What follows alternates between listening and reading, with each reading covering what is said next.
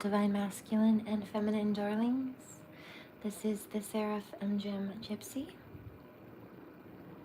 I don't plan to be here for too long.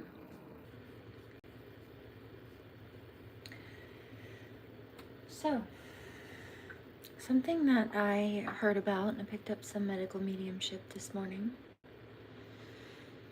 was a chemical lobotomy or chemical lobotomies. And this was Archangel Michael referencing what people have been trying to do to light workers or wishing to do to light workers.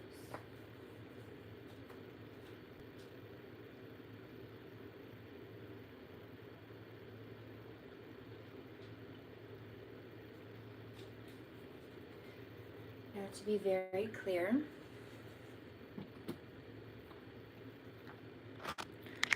just to recap this,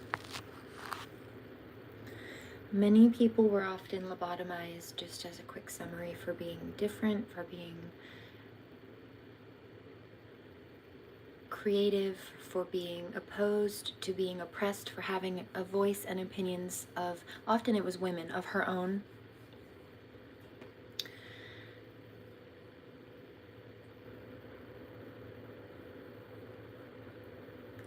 And they take who are creative, who might even be spiritually gifted, and they try to destroy the aspects of themselves that make them different, make them unique, make them special.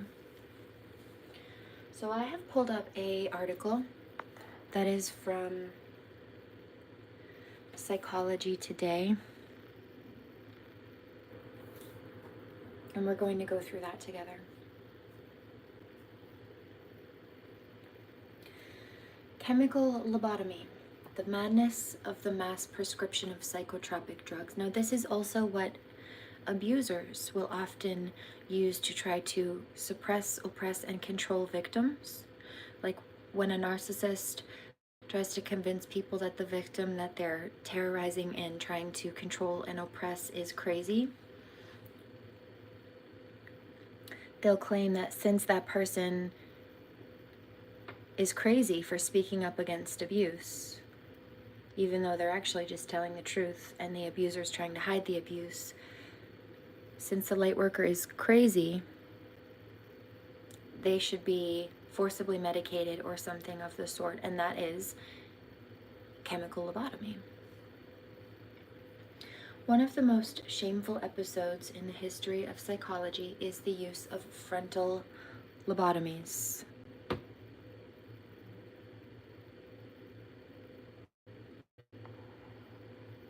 Verbatim. Okay.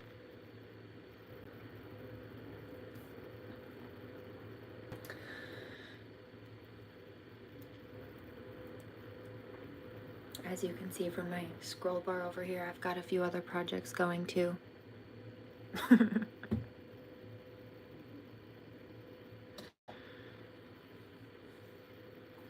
Despite very scant evidence of their effectiveness, and in spite of much evidence of serious negative after effects, lobotomies were standard procedure through the United States and Europe for around 2 decades until the mid-1950s.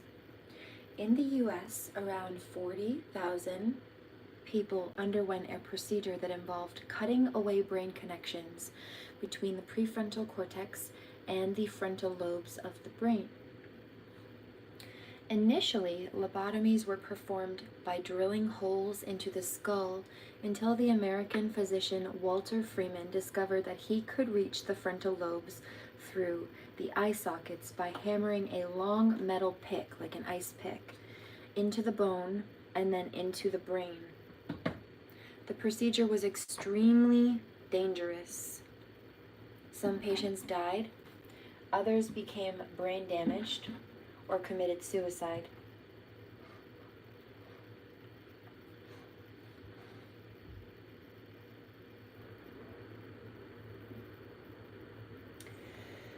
A successful outcome meant that a patient who had previously been mentally unstable, 522, was now docile and emotionally numb, less responsive, and less self-aware. In other words, they were easy to control, comparatively, which makes this abusive. Even if there appeared to be some improvement of their mental disorder, and I'm not air quoting here because, at least these last two air quotes, because I think that, I'm air quoting because there are actually quotation marks around these words in this article here.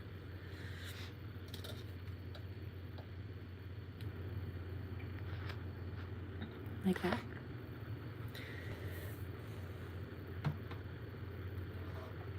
A successful outcome meant that a patient who had been previously mentally unstable was now docile.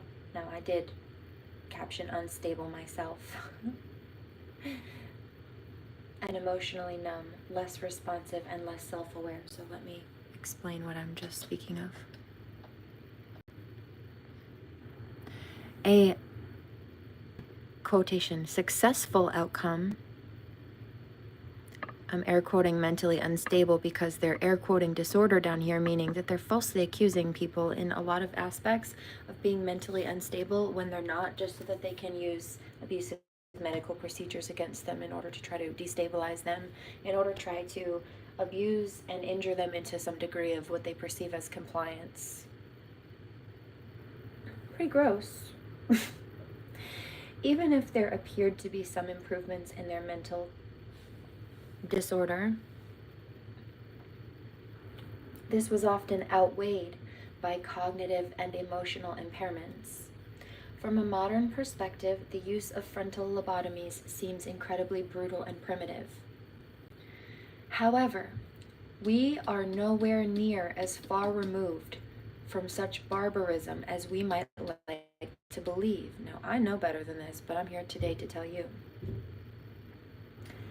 There are strong parallels between lobotomies and the modern use of psychotropic drugs. So, people trying to attack Divine Feminine for being spiritual, for example, trying to demand that she takes pills because she believes in God. 1122.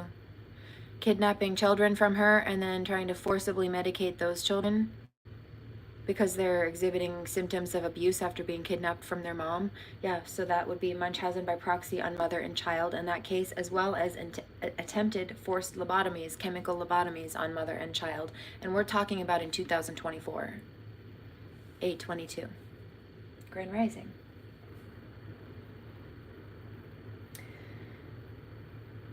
There are strong parallels between lobotomies and the modern use of psychotropic drugs. In fact, the blanket treatment of psychological conditions as if they are medical problems and the consequent massive overprescription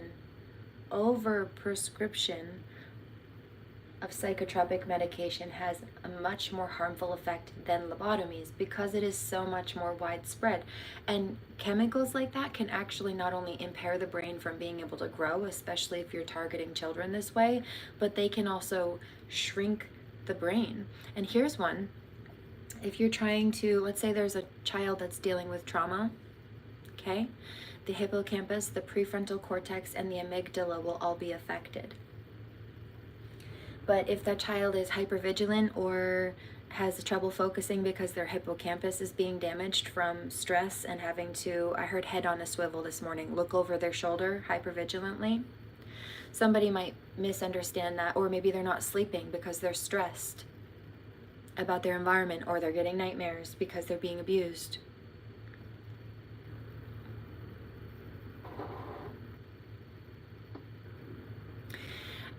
And then maybe that child struggles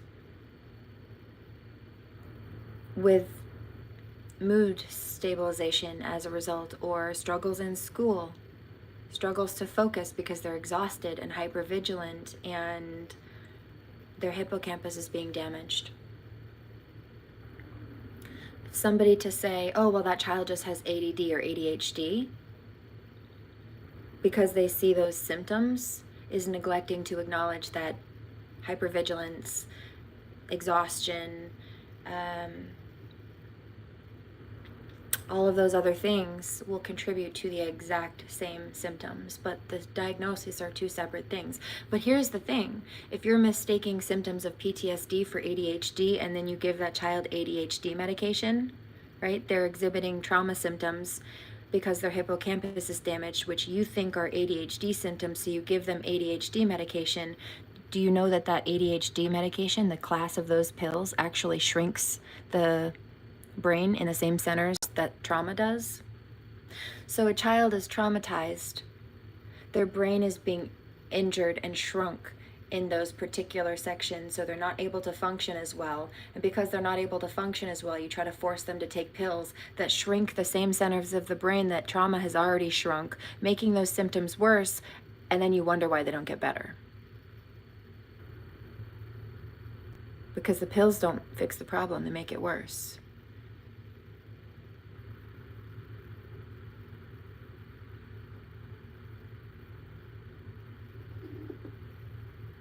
When a flower refuses to grow, you seek to fix in the environment what is not working. You don't blame the flower. And it is rain that grows flowers, not thunder.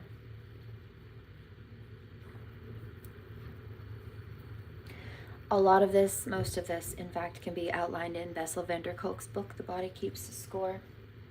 It is because of his science discoveries, comprehension, and work, his psychology, that this is all going into the next DSM manual.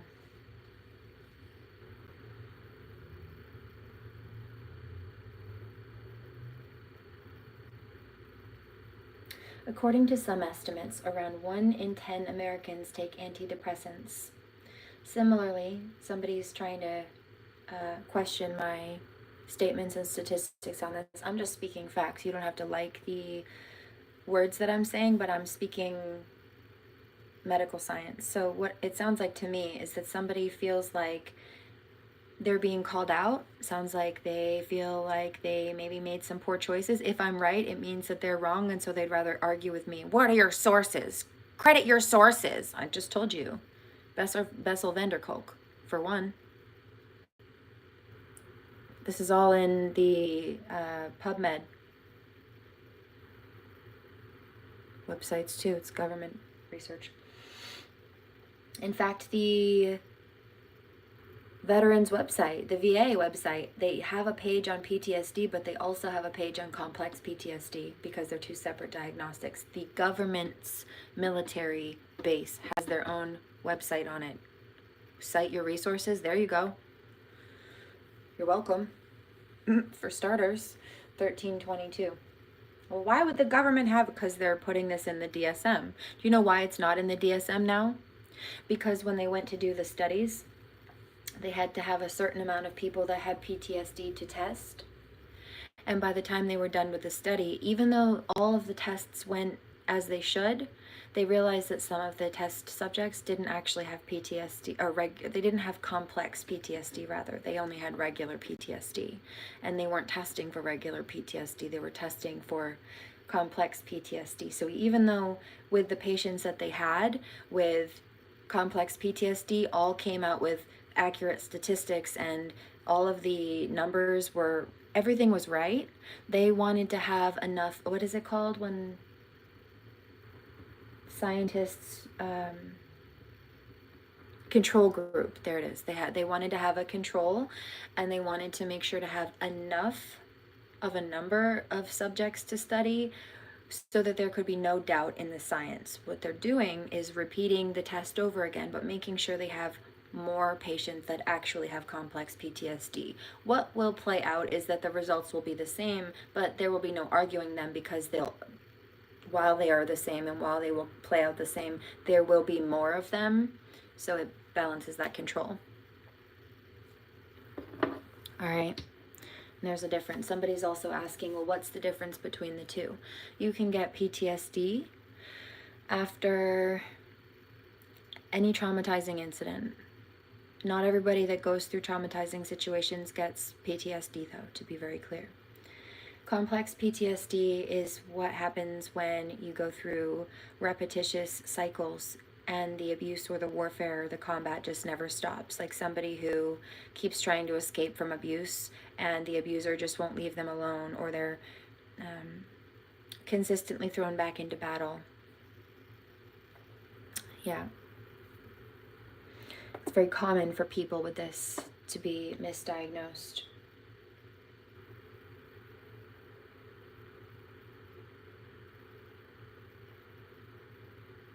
So then you get into things like oppositional defiance disorder. They think that when you're opposed to abuse and being bullied and controlled, that you're just being oppositional, but that's not it.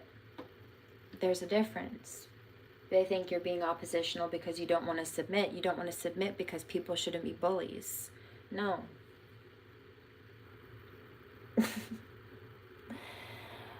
Similarly, an estimated 9 to 10% of U.S. children between the ages of 5 and 17 have been, there it is, diagnosed with ADHD, most of whom take prescribed medication. So how many kids are being forced to take ADHD medication when they actually have trauma? People think, oh, they just can't focus, they have ADHD. But what if that lack of focus is a result of trauma that's injuring the hippocampus? Which makes them, puts their head on a swivel, makes them edgy, makes it hard to focus, but also shrinks their focus center on top of that. So what focus they have left is spent with their head on a swivel trying to make sure they're safe.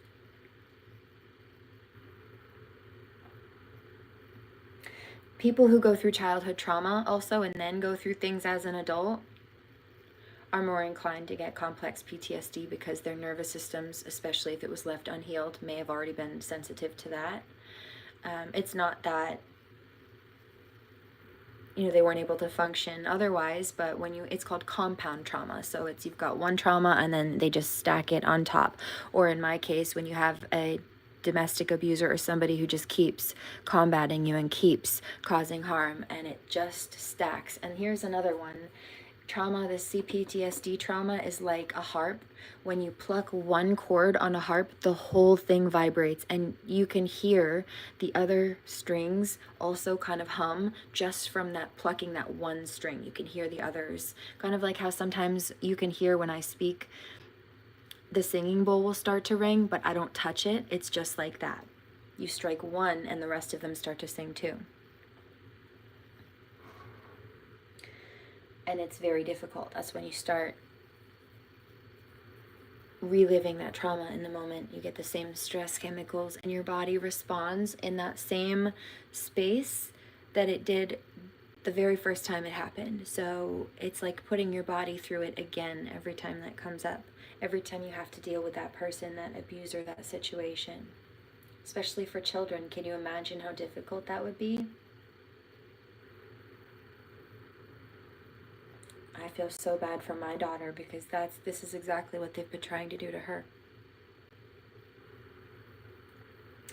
This might not be an issue if it was clear that they've also been trying to say that she has two things. The oppositional defiance disorder, and then what was it? There's another one where they're saying that basically she'll open up to a stranger, but they think she's oppositional towards them. The abuser people are saying that she opposes them, but she'll be more open to people who aren't them. 1922. But the thing about that is they've been trying to tell her that the white flags in her life, in other words me, are dangerous, and they've been trying to convince her that she should just tolerate abuse, which is grooming. They've been trying to convince her that red flags are safe, like they're white flags, while they try to force rose-colored glasses on her face and, metaphorically speaking, and pills quite literally down her throat.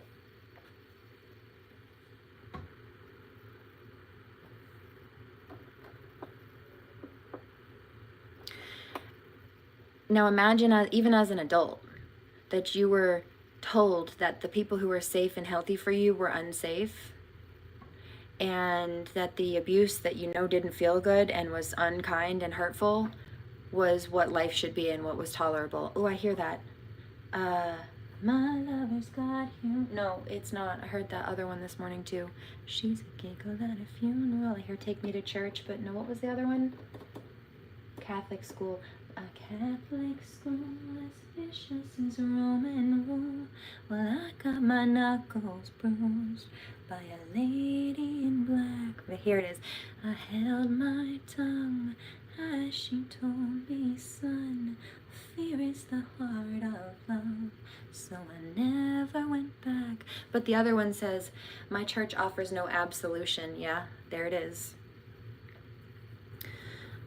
So, can you imagine being told that what's dangerous for you is tolerable and the people that made you feel safe and love are what's unhealthy for you? Wouldn't you be opposed to that? When like teachers at school or even strangers are kinder to you than the abusers at home that are trying to hide their abuse behind the scenes, wouldn't you be in opposition to that abuse and more open and perceptive to empathetic strangers? I hear the kindness of strangers, or even just people on the outsides, on the outskirts, teachers and such. Wouldn't you? I would be. I think any rational, normal, empathetic human would be. So to sit there and blame a child for that and try to gaslight them and say that they've got oppositional defiance disorder, they've been trying to say that she's got pseudoscientific diagnosis as they pick apart her trauma responses instead of just accepting that they're traumatizing. She's crazy like her mom. No, her mom's not crazy, in fact, but you've been traumatizing both mother and child identically because you're narcissistically abusive. That's why our patterns fall in line with your average trauma survivor. Now, different trauma survivors exhibit trauma differently, but we don't exhibit them abnormally from trauma survivors. It's just that not every trauma survivor is the same. But they're being your pretty much textbook narcissists, at minimum. Sociopathic with the sheer lack of empathy at that. 2222.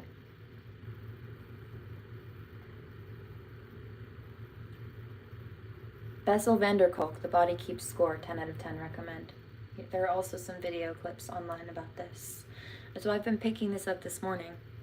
That part of it, the Bessel van der Kolk aspect. And then I heard something on my way out the door, actually to a medical appointment this morning, about the chemical lobotomy. So this is why I'm breaking that down. But I know that they were also referencing the combination of these topics together. So please don't give up, guys. If you have been going through any aspect of any of this, keep it pushing. I also heard on my way to the doctor's chagrin, and I was hearing that they wanted light workers to be in a space of chagrin, which is like humiliation or a feeling of defeat, or almost like sadness at defeat. But it's much to their chagrin now, is what they're saying, that now look at how hard they tried to fight and combat and create distractions and disturbances and blockages, and no matter how much attack and injury and sleep deprivation they caused, I still got up and I still handled my business, and so have my collective. So the message now is they were trying to cause chagrin for us, and now much to their chagrin, we kept it pushing anyway. And no matter what they did, they still couldn't stop us. And now they're in twice as much trouble for trying. Actually, I think it's much past twice as much, because they were already twice as much past that a long time ago. For starters. Okay. Let me go grab my bowl pack.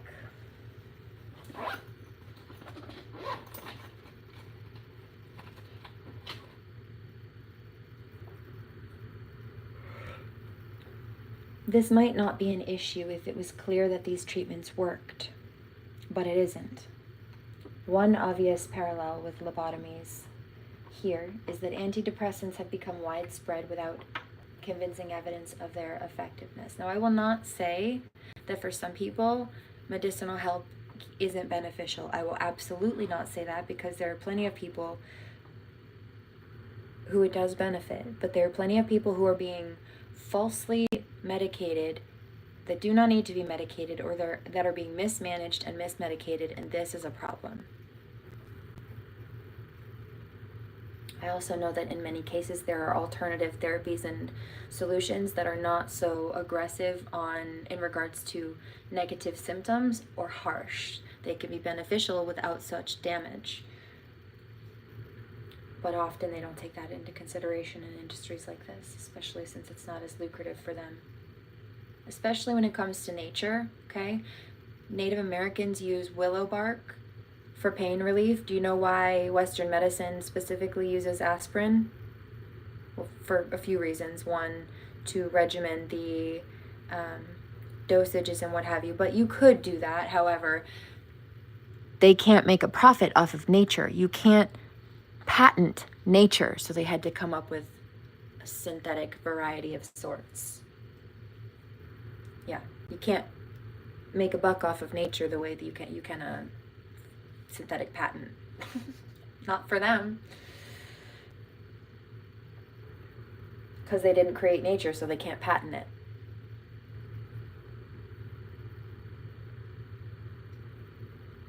Yeah, now you see it. The gears in somebody's head just started clicking as to why the industry works in certain ways. Yep. Opens up a whole new doorway of avenues, questions, and things to research, doesn't it? Okay. So, side note on that. I'm not shaming people that are getting help for getting help.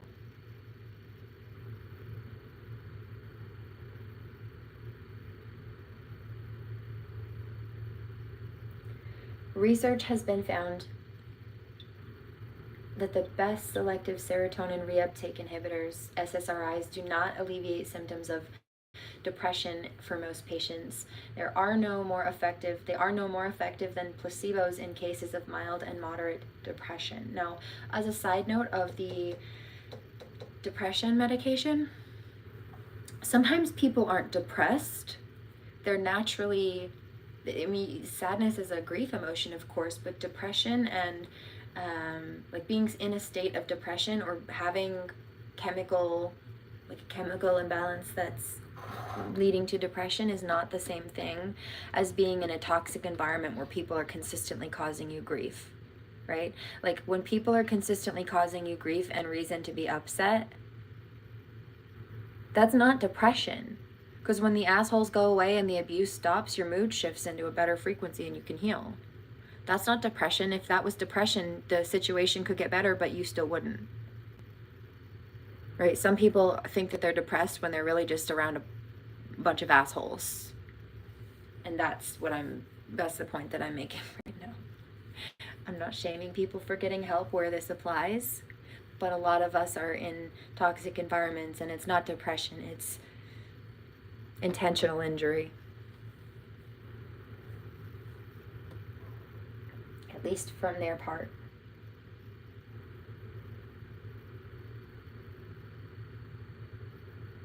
So, this is some clinical trials suggest that antidepressants can be effective in severe depression, but they're often prescribed for mild depression where they're most ineffective and have serious side effects. This is the point that I'm making, right? If somebody really needs help, there's no shame in that, but this is often an issue.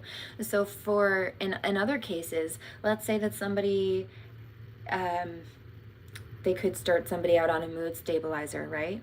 But then the mood stabilizer has a symptom of, oh, whoops, depression. Oh, and then they put that person on a depression medication. Oh, but then that causes anxiety. So they put that person on an anxiety medication for the anxiety the depression medication caused, that the mood stabilizer caused. Oh, and then because of the stimulants from the anxiety medication or whatever combination and cocktail they've got going on there, then people can't sleep. You see where that goes. The assumption that depression is associated with lower levels of serotonin in the brain is taken for granted by many people and actually has very little foundation. Writing in the British Medical Journal in 2015, the psychiatrist David Healy described how the myth of connection between depression and serotonin was propagated in the 1990s by drug companies. See, I've been taking serotonin booster. I've been taking 5-HTP, not just. I'm not depressed. I don't have depression. I have people who are abusing me and causing grief. There's a difference. So it's not the same thing. But I do like 5-HTP. I've used it on and off for many years. It's a good tool for those that it works with and for. But other things too. I've been using the sun lamp and getting as much natural sunlight as possible and what have you.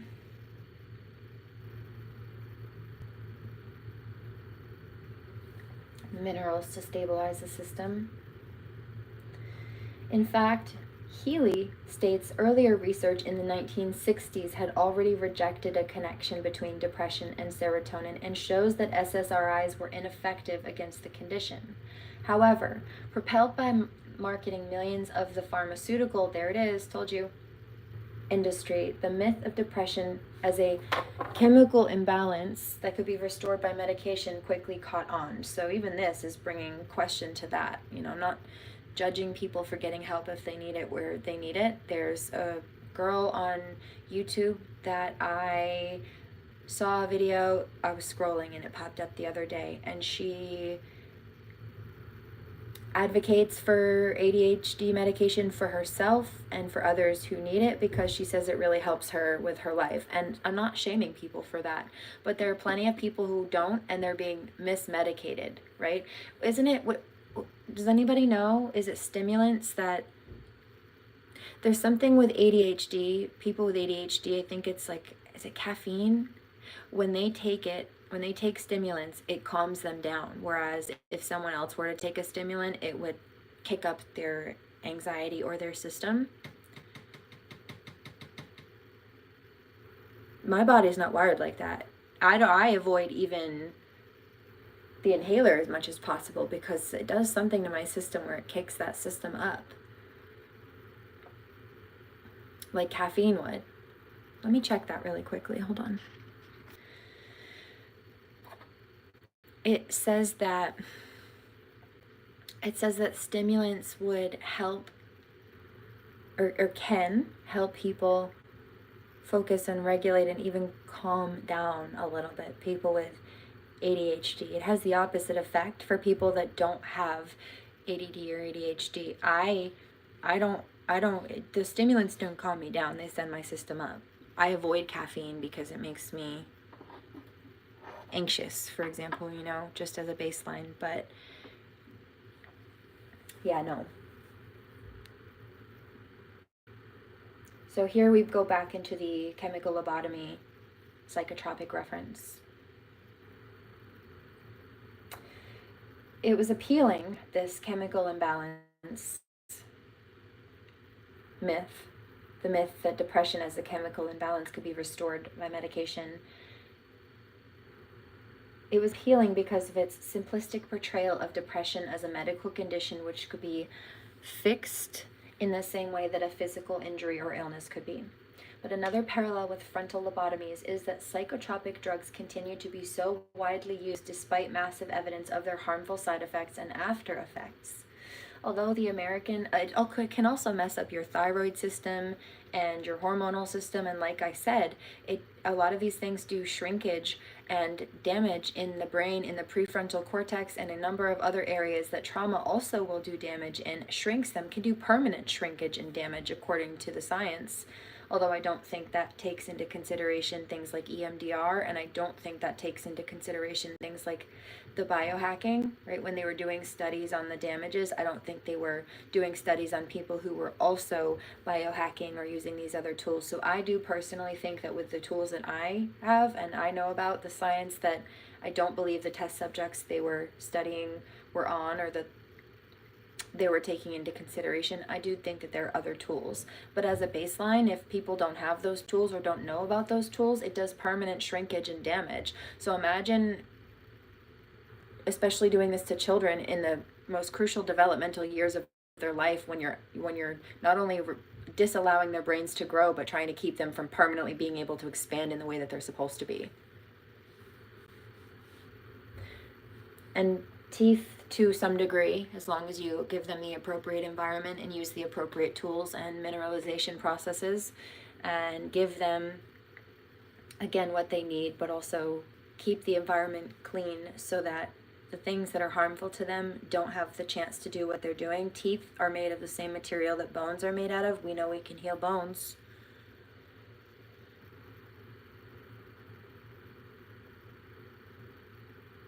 but you have to give it the right environment.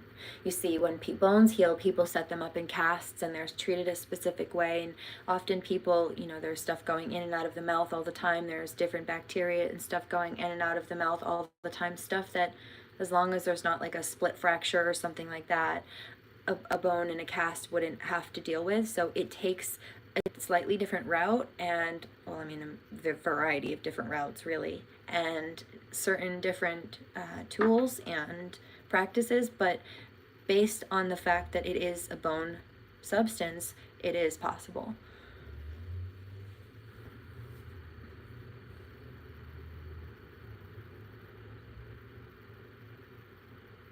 Old science says it's not possible. Newer science says that it is, and there are breakthrough sciences that have already come through and that are still being established currently as further advancements. It's just that most people don't know about those new breakthroughs, and they do not teach about those as of right now, as far as I understand, in the dental industry and dental school. Also because dentists don't make money if people know how to heal their teeth. Like bones. 3622.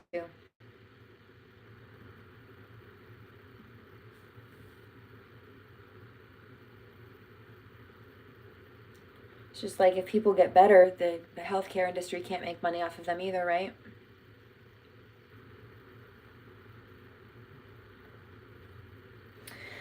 Although American Psychological Association states that antidepressants are not habit-forming, a 2012 survey by the Royal College of Psychiatrists in the UK showed that 63% of people who came off the antidepressants reported withdrawal symptoms and anxiety, with anxiety being the most common.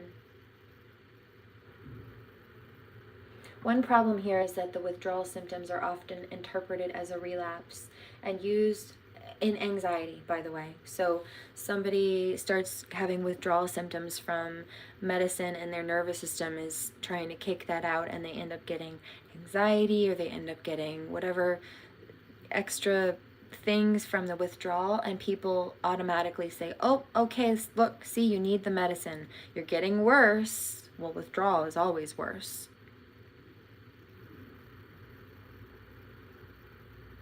And when they're saying withdrawal, I do mean when you withdraw off of chemicals like this, you get the shakes, you get the body aches, just like a withdrawal from a heroin addict or something. It is an actual withdrawal.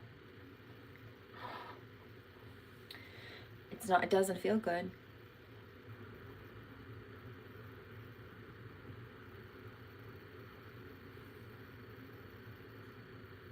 But when somebody starts going through those withdrawal symptoms and their body starts to purge that out, maybe they get anxiety or they start to shake or something, instead of acknowledging it for what it is, which is a processing out period, they say, oh, look, see how bad you are doing without the medication? Keep continuing it. Instead of, hey, get through the last of this dark energy so that you don't need this anymore.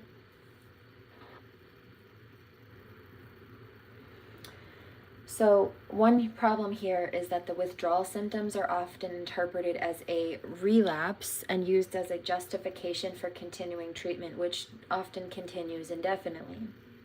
The most unfortunate aspect of this is that the research has shown that most cases of depression fade away naturally within a few months without treatment. For example, a 2012 study in the British Medical Journal found out that mean natural duration of the major depressive episodes without treatment was just 3 months. This means that absurdly and tragically, millions of people are being treated for a condition which wouldn't exist if they weren't taking treatment for it. So they get on medication because they think they need help with a situation that in many cases can clear up on its own, and that gets them in a dependency. So then they forever stay in that cycle of depression and anxiety when without the pills that were preemptively used, they may have just naturally worked this out on their own, but now they're stuck in a cycle. I'm not saying that that will work for everybody, and I'm not saying that some people don't need help, but so many people are being mismedicated or over-medicated, misdiagnosed, forced into treatments that they don't need, that are making them worse. Maybe that's Munchausen by proxy.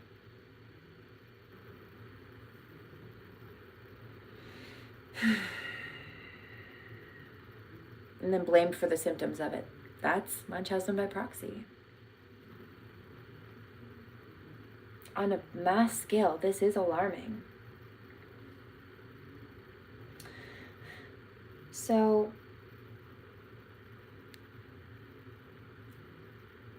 in line with this, a 2015 study in the Journal of Clinical Psychiatry, a karmic who said, "What are your sources? Cite your sources," is regretting that now.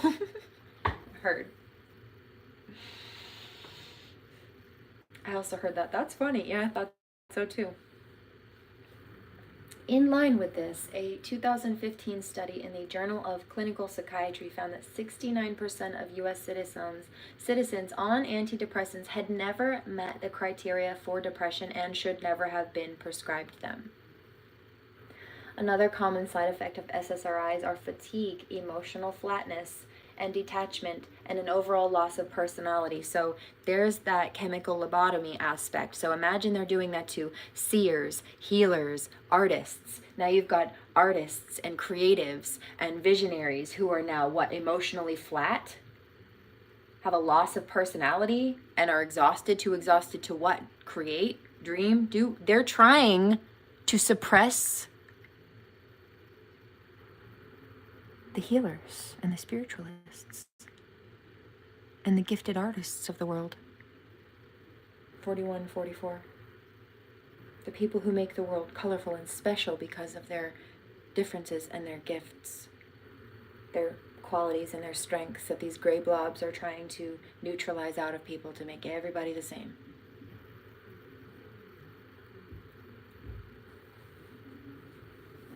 They're doing it with chemicals instead of ice picks this time, but you see it's the same. Their intent, their goal, their aim is the same. They just thought that they found a different tactic. Has the same impact, right? If it's shrinking the brain and doing brain damage. Same thing that the physical lobotomy was intended to do, right? Trying to make people emotionally flat, more compliant, docile, too tired to stand up for themselves. Yeah.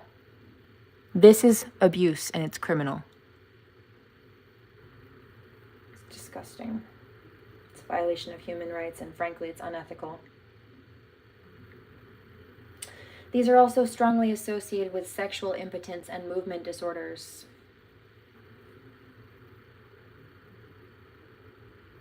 Although often psychiatrists treat these things as an underlying problem that needs to be treated with drugs rather than a side effect of the drugs themselves. So this is what I say when I say people will get on something like a mood stabilizer and that will cause depression as a side effect. So then they'll give that person a depression medication on top of the mood stabilizer to counteract the depression that the mood stabilizer caused. But then the antidepressant gives them anxiety. So then they give them a anxiety medication for the symptom of anxiety that the antidepressant caused, and so on and so forth. Then the anxiety medication maybe makes it harder for them to focus or whatever the combination is, or they're stressed out because of everything anyway, and so the anxiety medication or the ADHD medication or whatever it is that they're giving next, again, then causes insomnia. It's just a bad cycle. Flawed assumptions. The most fundamental parallels between lobotomism and psychotropic drugs is that they are both based on flawed assumptions that psychological problems are brain conditions and that they can be fixed by neurological interventions. Now, the symptoms may cross over,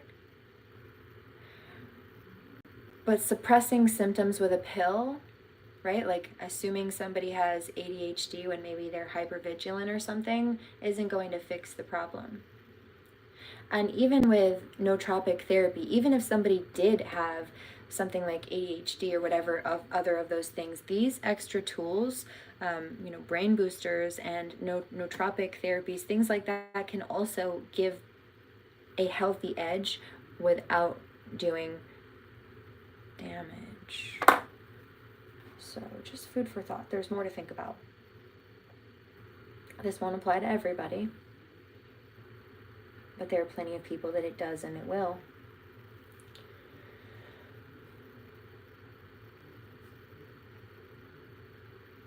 And I'm not shaming people on either side. I am standing up for the people who are being misjudged and harmed as a result of that.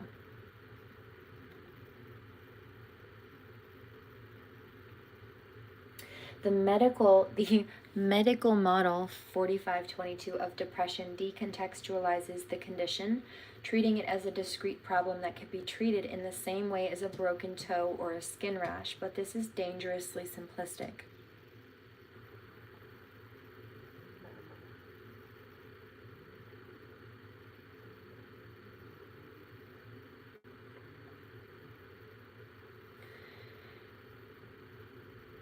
In reality, there are many potential causes of, or at least contributory factors to depression. Like what I said in the very beginning, an unsatisfactory social environment. So how many people are falsely mislabeled with depression when they're really just surrounded by abusive assholes who will not let them breathe and keep triggering them every day on purpose?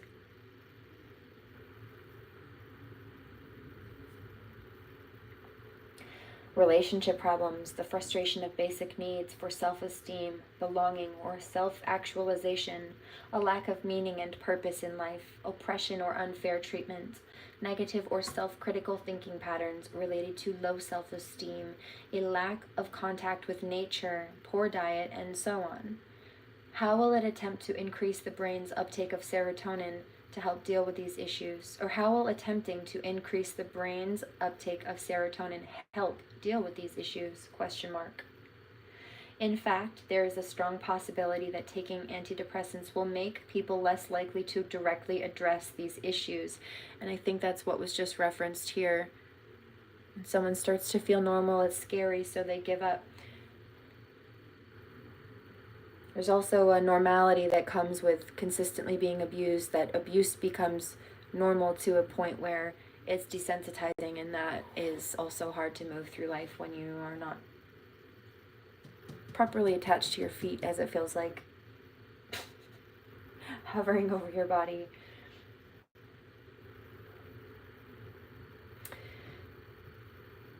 In fact, there is a strong possibility that taking antidepressants will make people less likely to directly address these issues, partially because they may not relate them to their low moods. Sometimes they just don't have the ambition or motivation to do it at that point. But also, this chemical lobotomy, again, this makes people perceptively more compliant, doesn't it? Easier to control.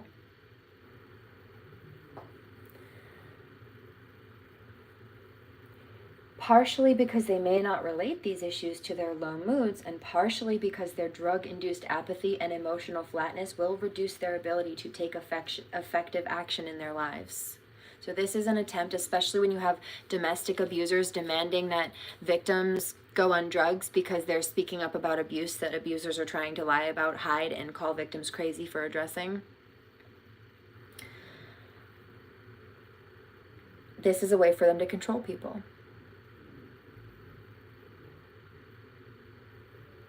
Somebody tried to do this to me. In fact, somebody who's been convicted for domestically abusing me requested to a judge while they were hiding their domestic abuse convictions that I be forcibly medicated, because after they bullied me out of a doctor's office that I was getting help for their abuse in, they didn't want people to listen to the fact that I was speaking the truth on this and tried to call me crazy for being a medium instead. They run away from ghosts, but they wanted people to think that I'm crazy for being a medium. They've been working with people who run a cult or join a cult, but they wanted people to think that I'm crazy for being a medium. They've been plagiarizing my artwork and my prophecy regularly, but they want to convince people that I'm crazy for being a medium because it's a narrative that they think makes them look good, and, well, according to them, makes me look in such a way that justifies their abuse, and it doesn't. Okay? And so they tried this to me, and I said no.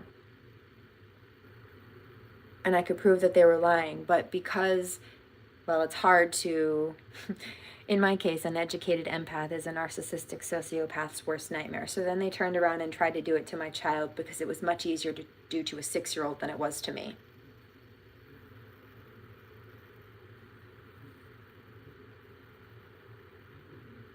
I thought she was 11. Oh, yeah, but this started when she was 5 to 6. The drugging part of it. The trying to escape part started when she was 3. 2 to 3. 1 to 3. 50, 22. In fact, I was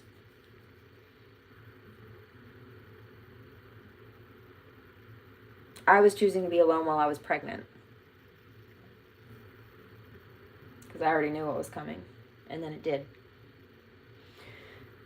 So how legitimate depression is the next chapter. This highlights the fact that in many cases, depression is actually a legitimate response to certain circumstances. In the way that physical pain is a natural response to injury in the body, or hello, bleeding is to being cut.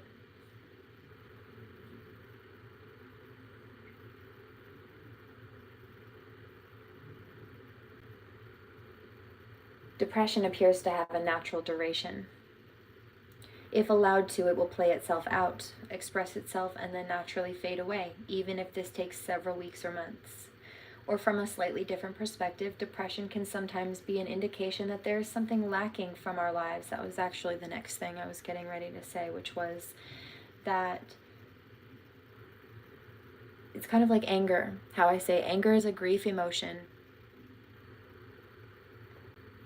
And people think that it's bad because it's often uncomfortable, but it's a way for you to process and heal. There are healthy ways to process anger, and there are unhealthy ways to process anger, first of all. Second of all, it also tells you and shows you when something's wrong. When someone is abusing you and it hurts you and it makes you angry and makes you need and want to defend yourself, you know that that's not a healthy environment for you. Shakes you up and gets your attention to the fact that something needs to change, even if it's you shifting what you tolerate, for starters. Been there, done that, not judging. That's why I advocate for it. Seen the damage it does when you don't. People pleasing, isn't it? There is a similarity with physical pain here, or anger, like I said, which is often a warning that a part of our body is damaged and needs attention. Depression may be, now let's be real, some people are just imbalanced, and like these karmics, they're just angry all the time. They're just angry because they're unhappy with themselves. And they're abusive. They don't process their anger in healthy ways, and sometimes they just find reasons to be angry. This is not the same thing. They got on a tirade. They're angry that people won't let them bully people, right? They're angry that we won't let them bully us, for example. We're angry that they're bullying us. It's not the same kind of thing, you know? Differentiation point. Just have discernment. I shouldn't have to make this disclaimer, but after so many years of karmics coming here and stalking and trying to twist my words out of context, I did learn to make sure to cover my bases. But I'm already picking it up. I'm picking up the cross-watching, and I'm picking up them trying to force fit. So no, you're not justified. Stay gone.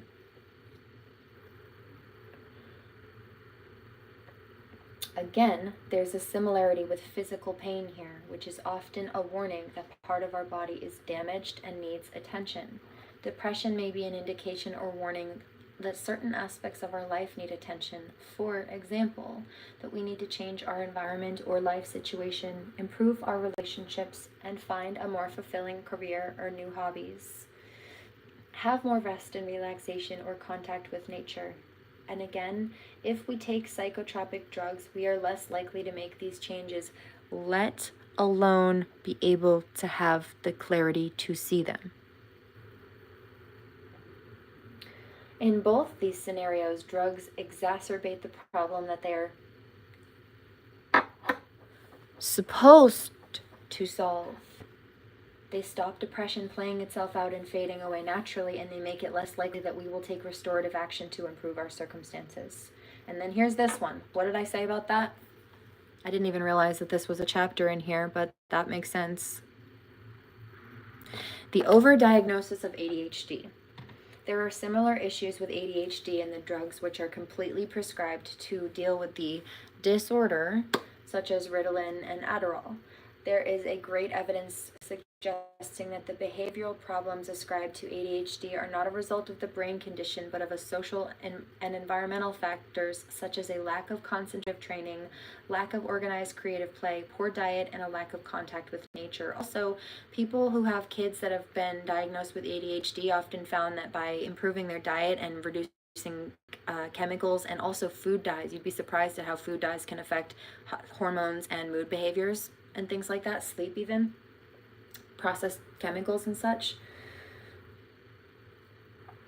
that their kids leveled out. Also, similar things with TV. Those kids' cartoons that they put out now, they're made with bright flashing lights and colors that are very jumpy in brainwaves, and kids learn to mimic those brainwaves when they watch them. But classic older movies like musicals and things like that, they don't do the same. The brain waves are more steady and slower. And I also know that there's a big trend right now going on. This is not new information. It seems to be new for viral online, but there's this trend right now where parents are using, you see, I've been doing this for years anyway, 5622. If we were to watch TV, one of my daughter's favorites is Annie. We've got Annie. But people who put on like older cartoons or very old school classic cartoons, or even just the musicals and the classic movies, instead of these newer, very brightly flashing, high-wired ones, their kids stop having meltdowns the same way. They stabilize, their moods are more placated. But there's an effect of the environment and the stimuli. Same thing with chemicals.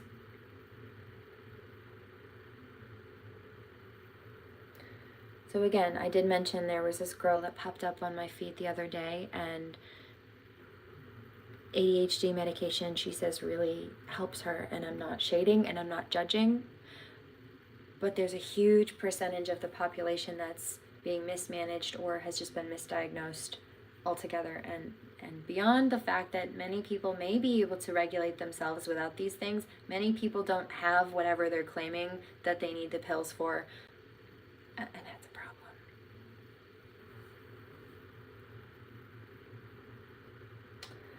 There is also a huge issue, especially when you give ADHD medication to somebody who doesn't have it. It's going to act as a stimulant to them.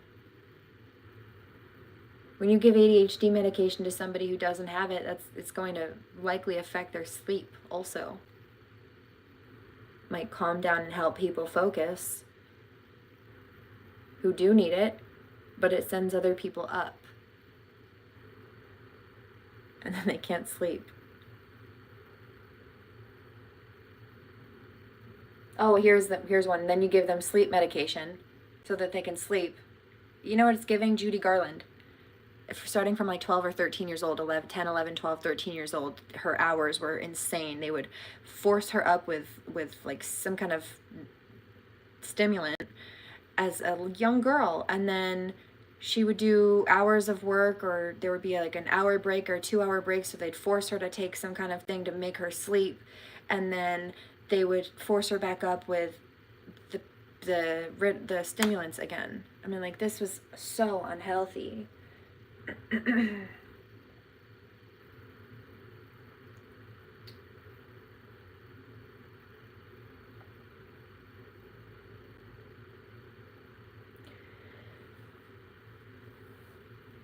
And to a large extent, ADHD pathologizes.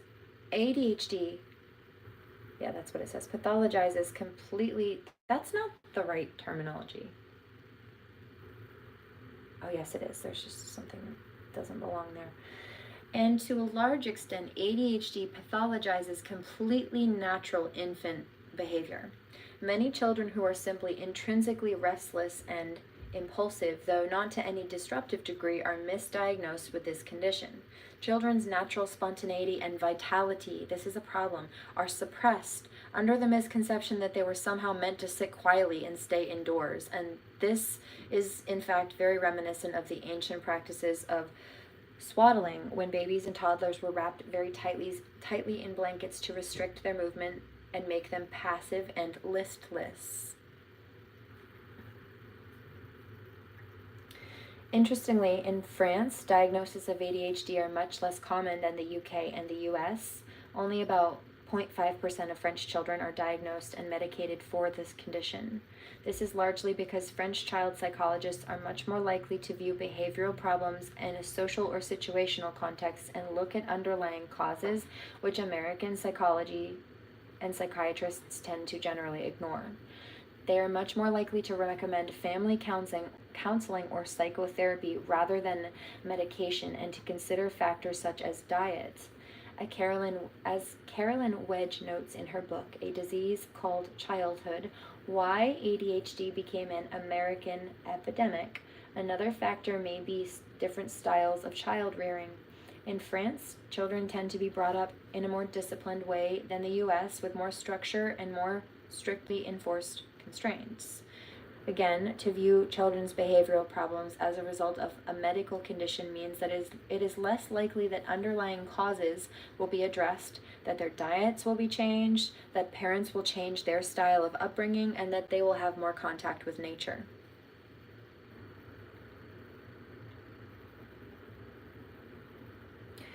Of course, the drugs that these children are prescribed have a similar addictive potential to antidepressants and similarly dangerous side effects.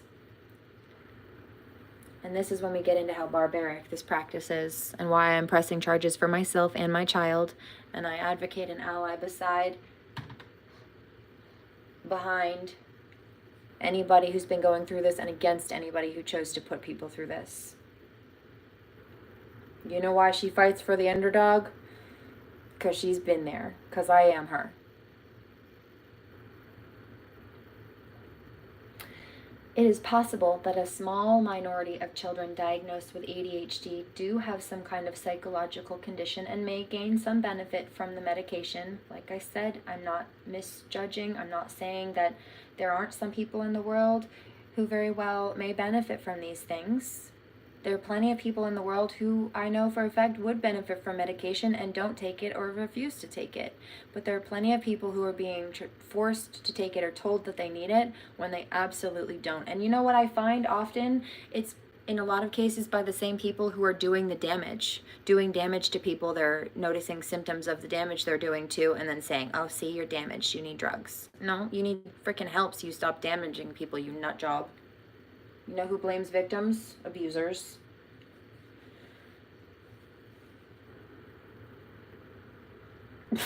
Frankly. You sound neurotic, so you're crazy. No, baby. You make people anxious because you're unstable. There's a difference between hypervigilance, trigger, and neurotic.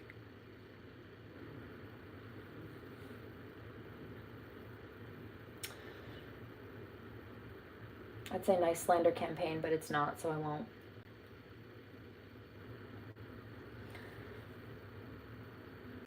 There is no doubt that medications can sometimes be beneficial, particularly if they are used sparingly and temporarily.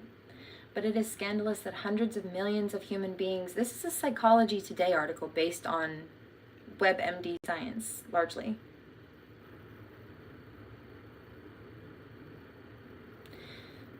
It is scandalous that hundreds of millions of human beings around the world are suffering addiction and adverse reactions to powerful adverse reactions like possible permanent brain shrinkage, yeah?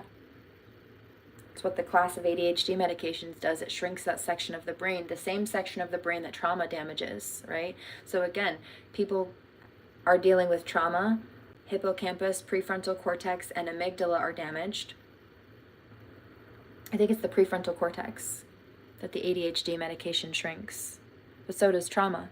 So if a trauma patient is, child or not, exhibiting trauma, it's because their prefrontal cortex is damaged. Prefrontal cortex and then also amygdala. Focus, mood stabilization, fear centers, etc. And then when you give them ADHD medication, that class shrinks the brain, so those symptoms are going to get worse. And it's said that that particular class of drugs does permanent, according to the science behind it, it says it does permanent damage. Again, I'm a biohacker and a healer, so I know that there's stuff that can be done outside of that, but the studies say it can't, according to just that baseline science, according to just the aspect and the attribute of the shrinkage that it does. If you were to leave it alone, no, it would not grow back. If you did not use things like biohacking and work to reverse the damage that's done, no, those drugs would shrink it and they would stay shrunk. So yes, that's accurate on that note. But it's going to make those trauma symptoms worse, isn't it? If you further shrink the brain that's only having issues because you're damaging the brain with trauma in that center. Hello.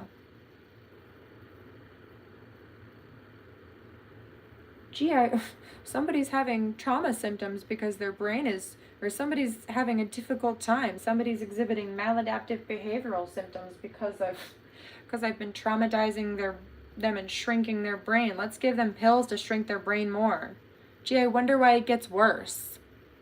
You wonder why when you do more of the same damage, the same symptoms get worse? Well, you're not very smart, are you? 6622.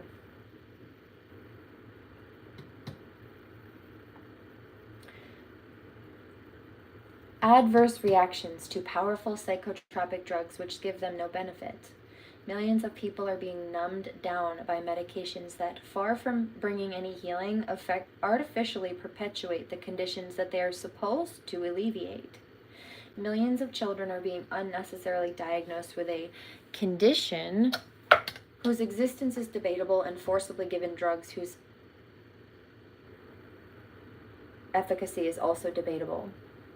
My guess is that future generations of psychologists will look back at our overprescribing of psychotropic drugs with incredulity, too, amazed at our blind enthusiasm for largely ineffective and damaging treatments and how such barbaric methods could become so widespread. And they don't seem to think that because it's in a pill form that it's as violent or invasive and intrusive and damaging as a physical ice pick style lobotomy. But guess what? When the symptoms are the same and it shrinks and damages and hits and affects the same centers of the brain, yes, it is. End of discussion. 12:22 here on the clock on the East Coast. So there's that. I will link that article in the down bar in the description box for you.